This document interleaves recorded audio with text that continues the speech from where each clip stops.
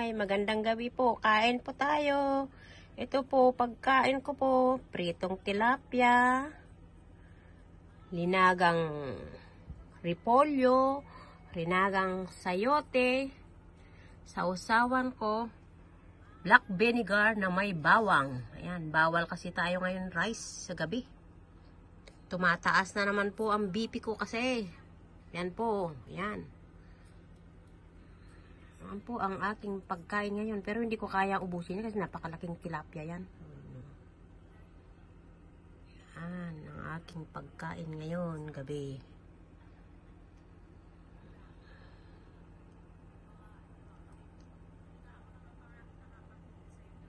Tapos may strawberry rin. Yan. Tamis yung strawberry na yan. Overripe na.